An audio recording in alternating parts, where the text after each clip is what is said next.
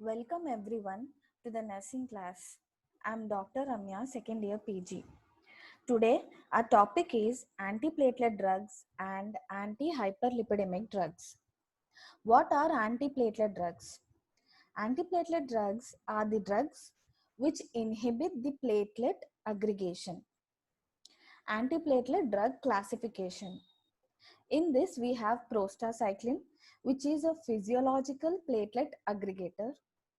Then we have inhibitors of thromboxane formation. Example, aspirin, ADP receptor, that is adenosine phosphate receptors, P2Y12 antagonists. Examples, ticlopidin, clopidogrel, and prasugrel. Then we have phosphodiesterase inhibitors like dipyridamole. Then we have glycoprotein 2B, 3A antagonists. Example, abciximab. And lastly, we have protease activated receptor PAR1 antagonist. Example, vorapaxar. Generally, prostacyclin, that is PGI2, and thromboxane, TXA, they are derived from arachidonic acid. They help in platelet aggregation. In normal healthy endothelium, the circulating platelets, they do not attach to each other, or they do not attach to the healthy endothelium, because there are adequate amounts of prostacyclin. As I have told, prostacyclin is a physiological platelet inhibitor of platelet aggregation. So a balance between prostacyclin and thromboxane regulates platelet aggregation. Platelet cyclic AMP plays an important role in platelet adhesion or aggregation. Endothelial prostacyclin stimulates adenyl cyclase and formation of cyclic AMP. So what you have to remember is high concentration of cyclic AMP in platelets inhibits platelet aggregation, and low concentration of cyclic AMP accelerates platelet aggregation. So all these drugs which we are giving for platelet aggregation, that is for inhibition of platelet aggregation, increase the concentration of cyclic AMP. When a vessel is damaged, there is release of collagen and activation of platelets. This activation of platelets and release of thrombin is a vice versa reaction. That is, when activation of platelet occurs, it releases thrombin, or release of thrombin leads to activation of platelets. So when a vessel is damaged, the activation of platelets leads to the release of thromboxane, release of adenosine phosphate receptors, and release of more thrombin formation. All these three lead to the activation of glycoprotein 2B and 3A, that is GP2B and 3A receptors, which are present on the platelet surfaces. So these receptors, they help in binding of one platelet to the other, or platelet aggregation, with the help of fibrinogen, binding to fibrinogen and fibrin. This whole process is mechanism of thrombosis and its inhibition by drugs like aspirin, clopidogrel, glycoprotein 2B3A antagonist, which we are going to learn in the further slides. So what happens when thrombosis occurs? When arterial thrombosis occurs, they occlude the arteries and they embolize the distal arteries, which leads to the ischemia. Ischemia means decreased blood supply. So when ischemia occurs in distal arteries, or in any organ or in any region of the body, necrosis of that region occurs. It may even in myocardial infarction also, ischemia may occur in the heart or any muscle of the heart. So these drugs, they inhibit platelet aggregation, and they stop the occurrence of thrombosis. Coming to prostacyclin. As I have told, prostacyclin is a naturally produced by the endothelial cell lining in the blood vessels. It is also present in other tissues such as brain, gut, and the kidney. It causes inhibition of platelet aggregation. This compound has a very short half-life of only 3 minutes. Epoprostenol, which is an analog of prostacyclin, is available for preventing platelet aggregation. Apart from prostacyclin, the endothelial cells also produce nitric oxide, which increase cyclic AMP. As I have told, drugs which increase cyclic AMP, they result in the inhibition of platelet aggregation. Coming to aspirin. Aspirin, it is selectively acetylates platelet cyclooxygenase irreversibly. This is a thromboxane inhibitor. The enzyme of the vessels walls, that is endothelial walls, they are less sensitive to aspirin when compared to that of platelets. Hence, small doses of aspirin, they inhibit the synthesis of thromboxane, and large doses inhibit prostacyclin formation. Okay, this is the mechanism of action. Aspirin in the oral dose of 75 to 150 mg daily is useful in decreasing the incidence of coronary heart diseases, as I have told.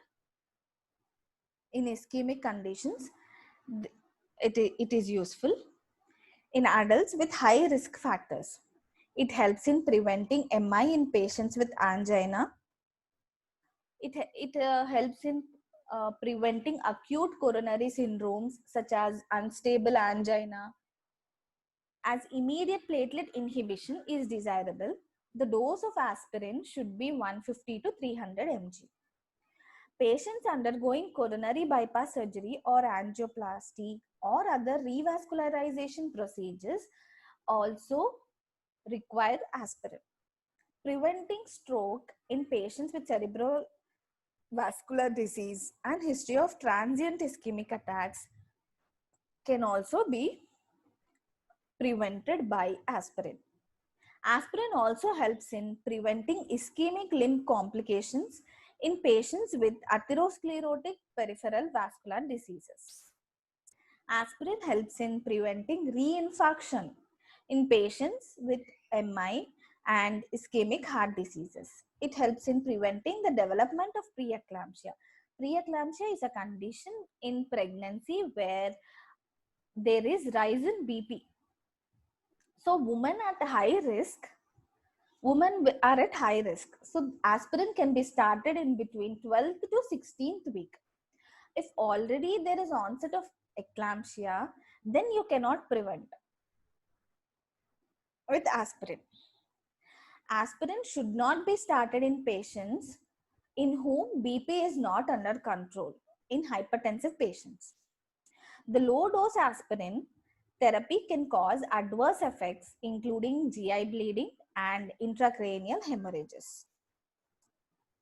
Desoxyben, this is also a thromboxane inhibitor. It is substituted imidazole, which selectively blocks production of thromboxane without affecting the production of prostacyclin. However, aspirin is safer and far superior compared to desoxyben. Coming to ticlopidin. Ticlopidin, this is a ADP receptor antagonist. It is a prodrug. Its active metabolite acts as ADP receptor, that is P2 Whitewell antagonist, and inhibits platelet aggregation. When it is given orally, the onset of action is very delayed. It takes hours to days for its onset of action, and its effect lasts even after stopping of the drug. Adverse effects include neutropenia, thrombocytopenia, thrombotic thrombocytopenic purpura, rash, diarrhea, and liver dysfunction. Coming to clopidogrel, this is also a ADP receptor antagonist. It is a prodrug which is related chemically to ticlopidin. This also has slow onset of action. Its T half is around 8 hours. This gets metabolized to its active form from CYP to C19, which irreversibly blocks these ADP receptors. Its antiplatelet effect lasts for about 5 to 7 days. 5 to 7 days is also the lifespan of platelets. The usual dose is 75 mg per day. When it is given alone, the action, the effect, and efficacy is similar to that of aspirin, but clopidogrel is more expensive, so aspirin is more preferred. Substitution of clopidogrel for aspirin may provide marginal benefit for the prevention of serious vascular events. Combination of aspirin and clopidogrel is synergistic. The combination is usually used in patients with acute coronary syndromes like in unstable angina, non-ST elevated MI, and acute MI, ST elevated MI during percutaneous coronary interventions. This is a process which is involved in heart blocks, to remove heart blocks and other vascularization procedures. Excessive bleeding is the adverse effect of clopidogrel when it is given in combination. Clopidogrel has several drawbacks such as delayed onset of action, larger inter-individual variability in platelet response, means every individual shows different response to clopidogrel. So it has variability. Then irreversibility of its inhibitory effect on platelets, which may lead to bleeding, and drug-drug interactions with atorvastatin. Atorvastatin, it is a anti-hyperlipidemic drug, which we'll learn about it in the later topic. Coming to prasugrel, this is also a P2Y12 antagonist. It is a prodrug with greater risk of bleeding. It is contraindicated in patients who have a history of transient ischemic attacks. It should be avoided in patients who are above 75 years. Coming to ticagrelor.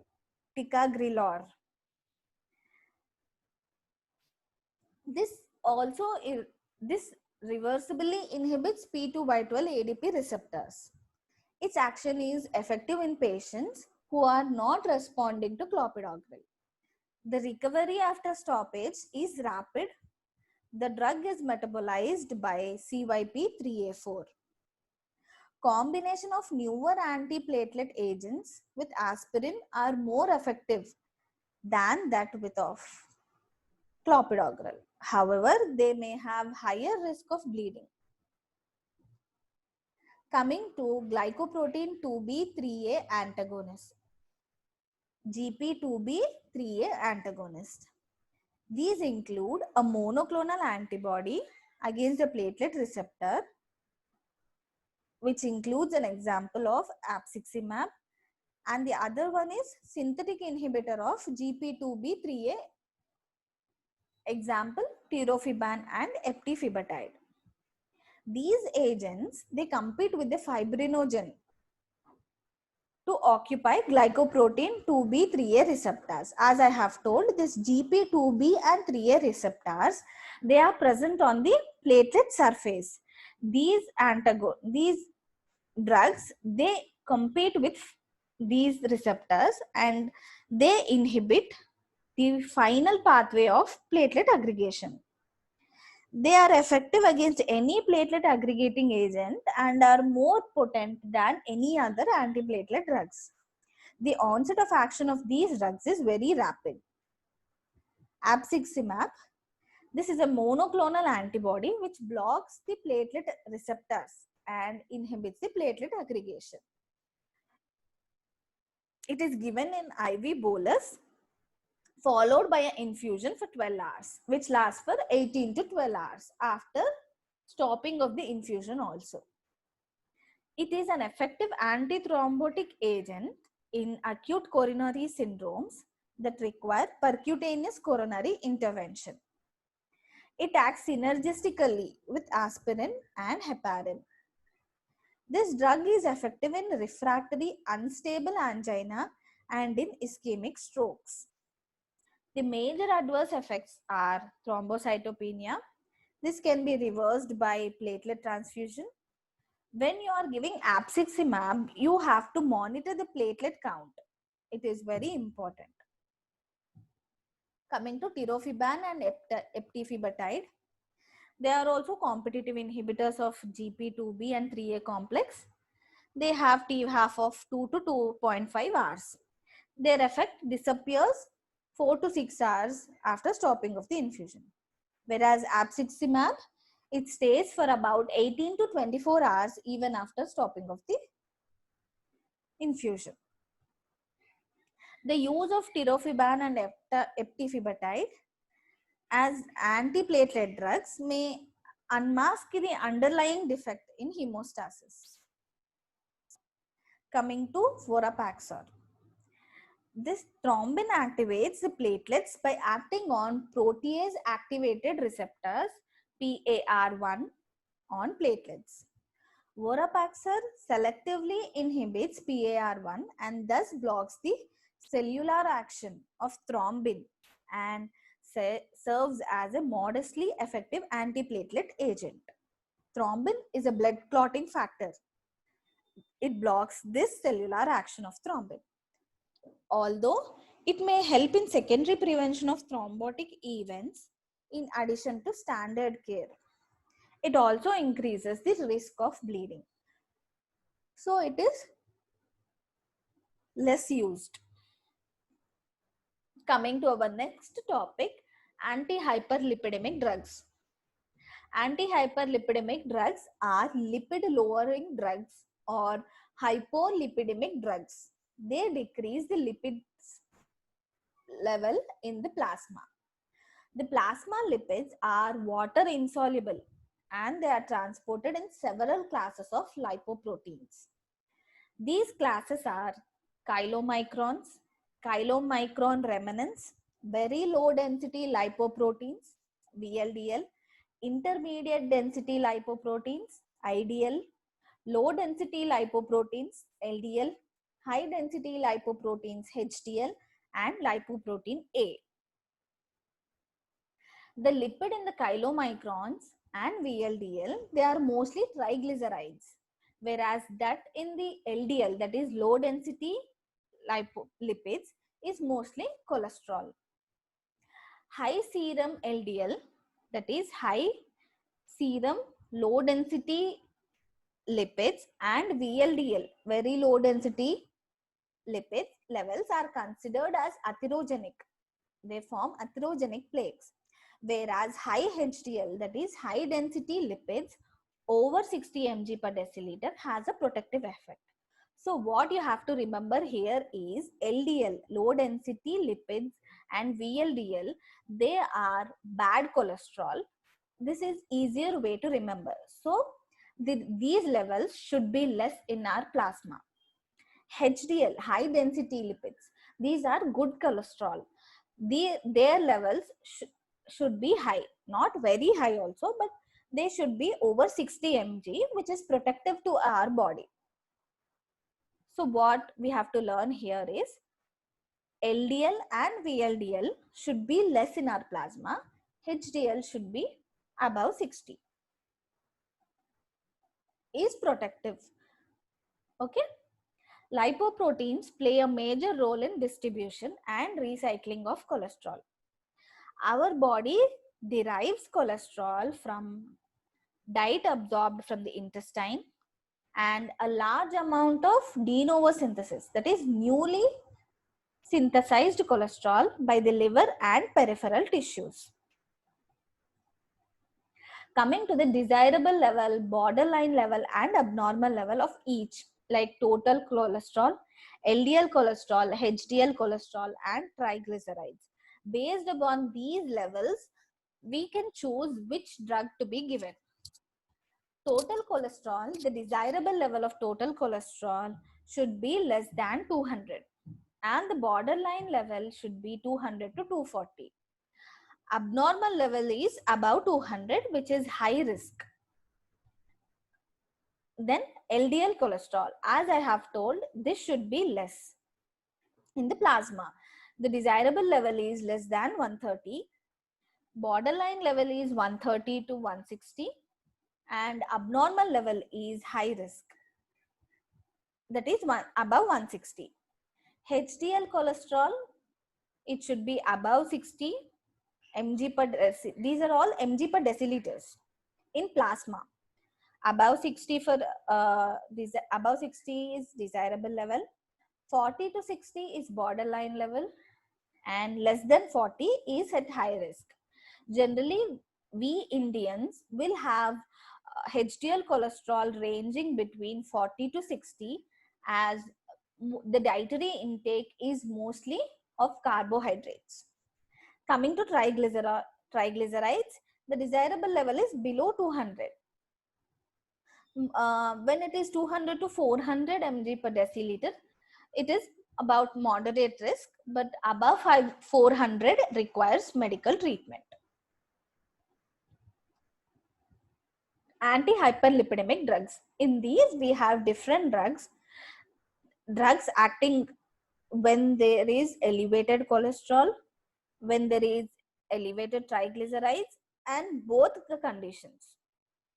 In elevated cholesterol, we have statins. Statins are HMG-CoA reductase inhibitors. I'll explain about it in the next slide. Then cholestyramine resin, ezetimibe, and fiber. In elevated triglycerides condition, we use drugs like fibric acid derivatives, those are fibrates, and fish oil. In both the conditions where cholesterol as well as triglycerides are elevated, we can use nicotinic acid. Normally, 70 to 75% of the plasma LDL is removed by the hepatocytes. Hepatocytes are liver cells. The liver also produces cholesterol by de novo synthesis in a pathway where mevalonic acid is formed. Here, in this form, in cholesterol synthesis, this HMG-CoA reductase is the rate limiting step. So the statins, they inhibit this HMG-CoA reductase enzymes. The decreased hepatic cholesterol synthesis leads to increased synthesis of high affinity LDL receptors which are present on the liver cells. So this results in the reduction of plasma LDL cholesterol. As I have told, plasma LDL cholesterol should be reduced.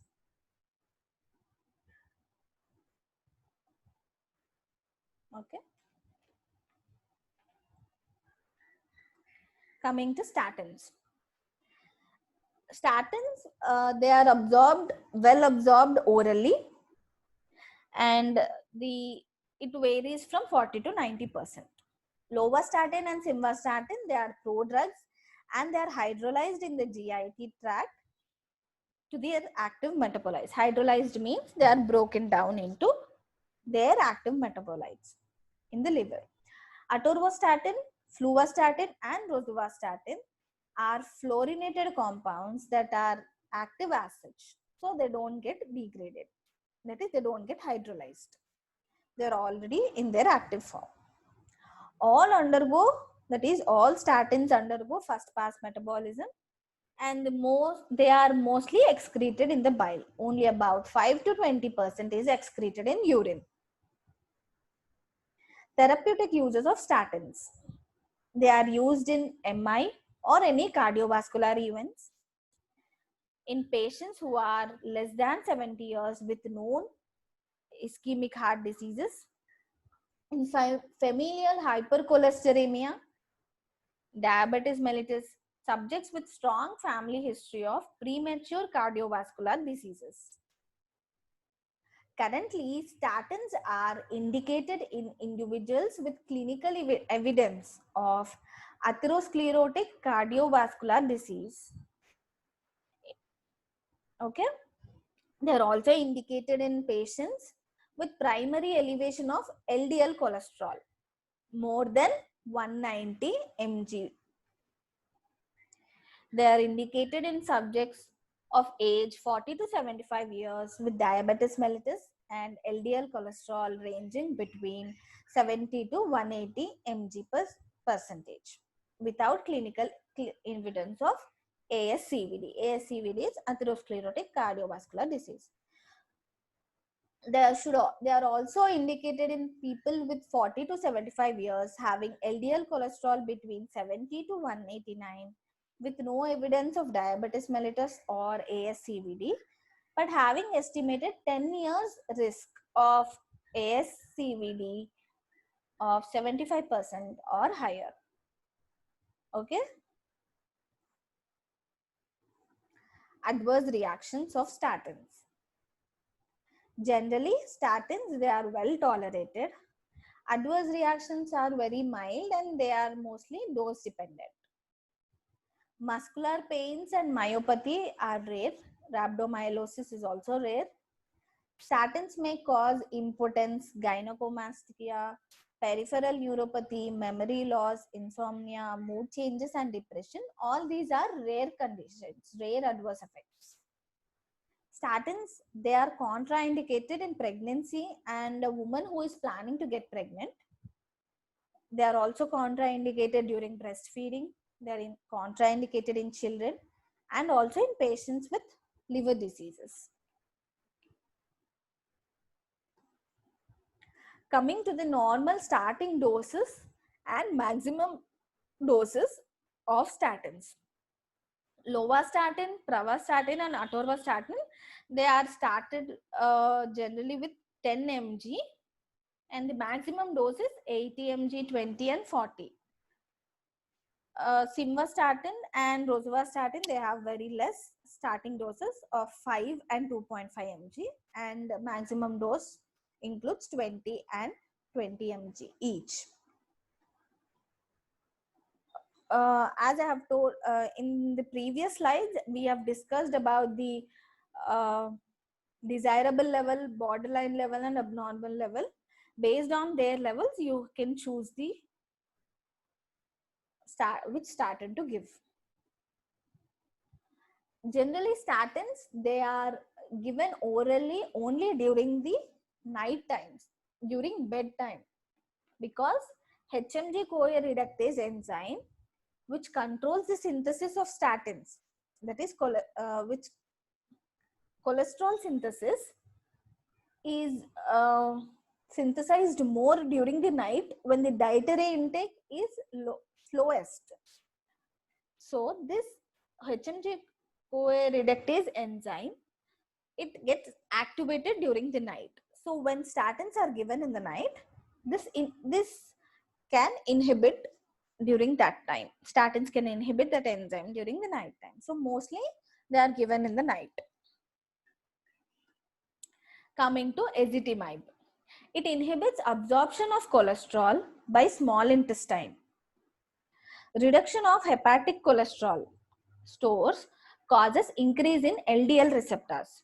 They are present in the hepatocytes, that is liver cells. That is LDL receptors are increased. So there is plasma clearance of LDL. As I have this, when there is plasma clearance of LDL, the plasma LDL level is decreased.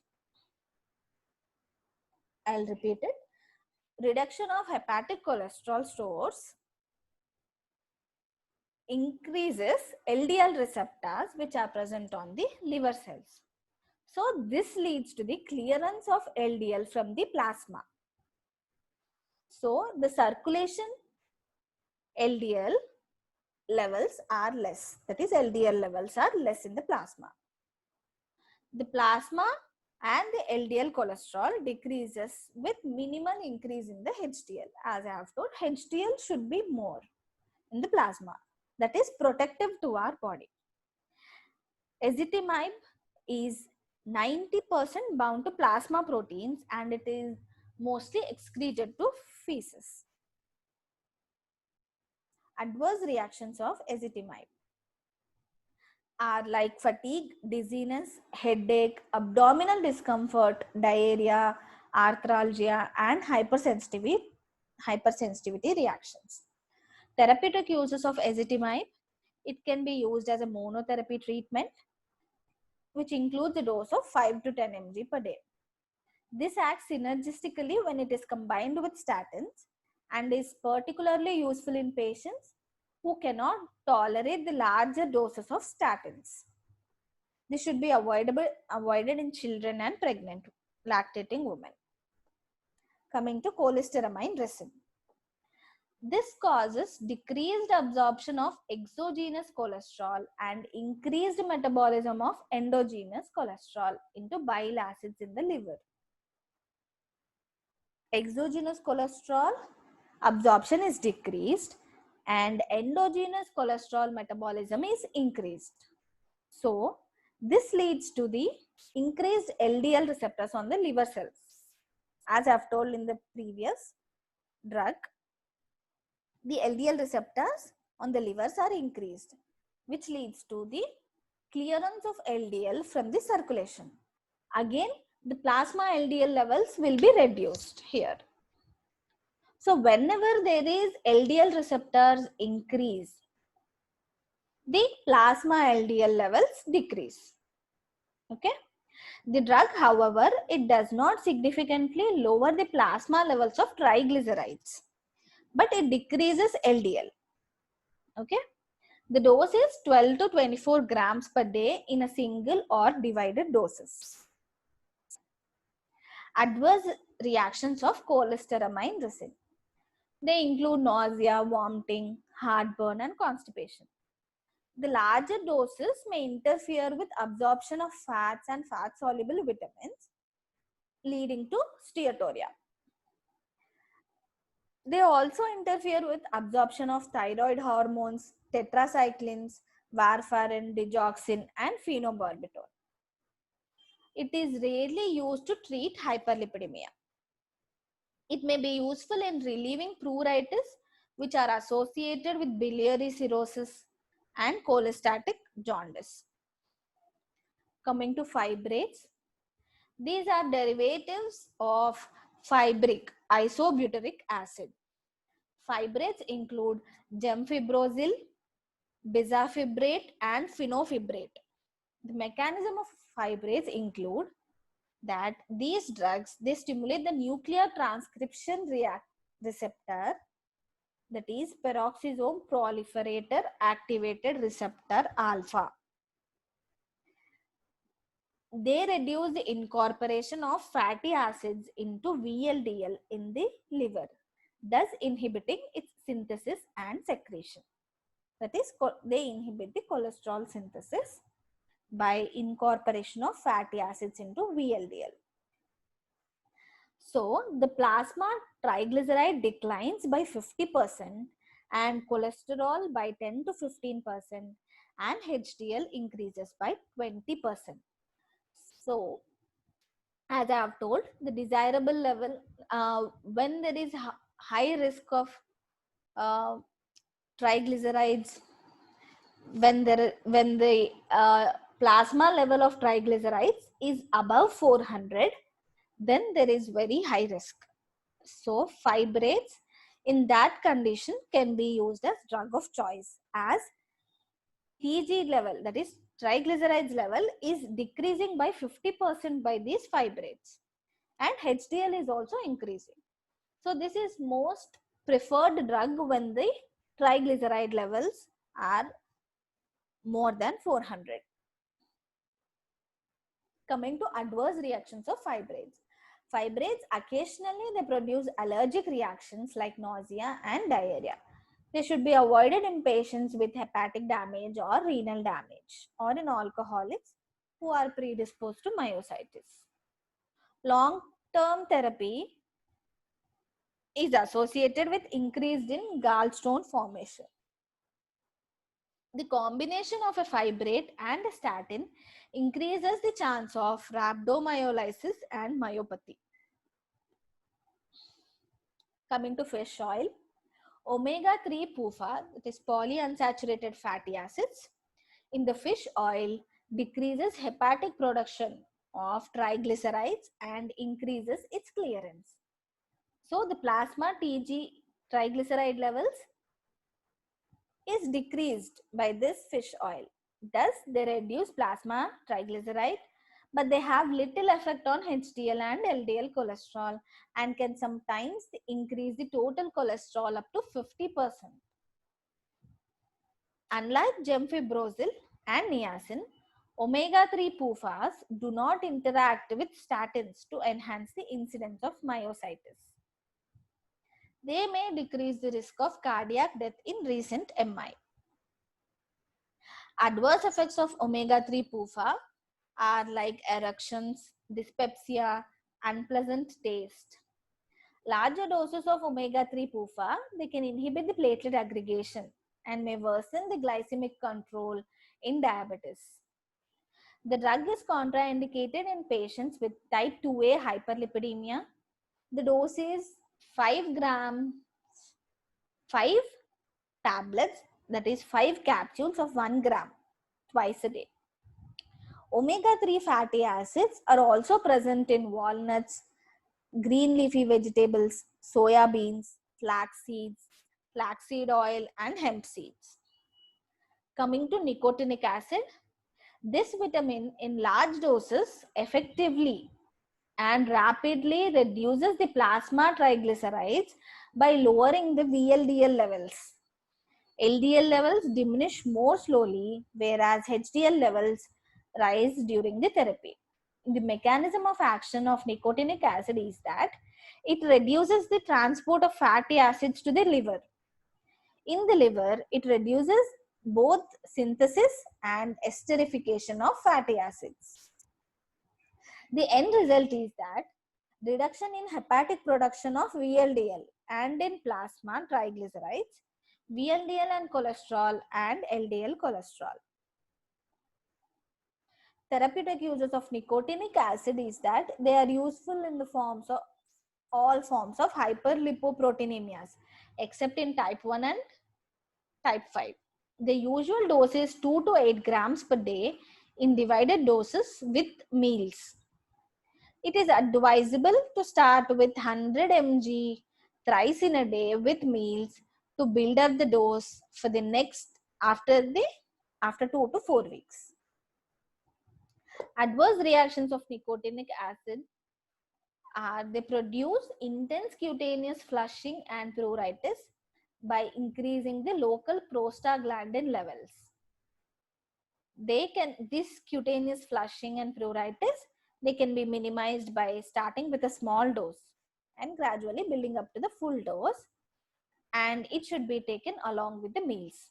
The other adverse reactions are like nausea, vomiting, diarrhea, abnormalities of liver functions, clinical jaundice, hyperuricemia, hyperglycemia, and hypotension, which is caused by antihypertensives. Effects of lipid lowering drugs on lipid fractions. So here, what does statins do to total cholesterol? They decrease LDL cholesterol predominantly. They increase HDL cholesterol. They decrease triglyceride levels. Ultimately, they are increasing HDL levels and decreasing LDL levels and also the total cholesterol. Ezetimibe, they show no effect on HDL cholesterol and triglycerides, but they are decreasing the plasma LDL cholesterol and the total cholesterol.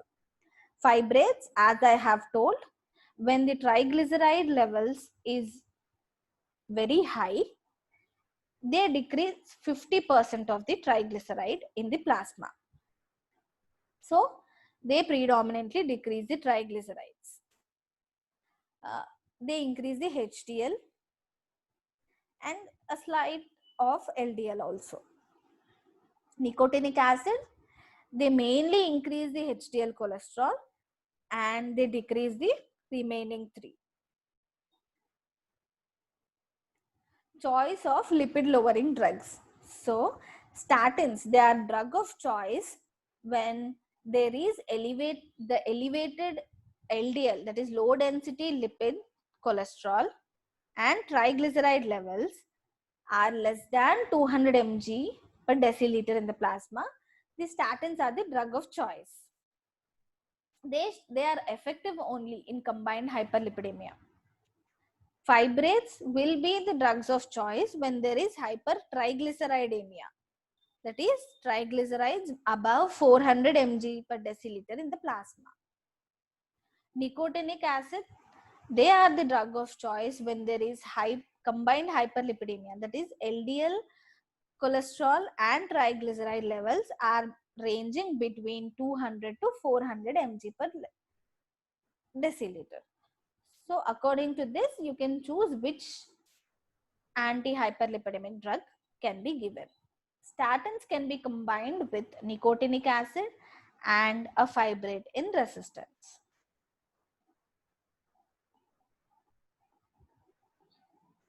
Thank you.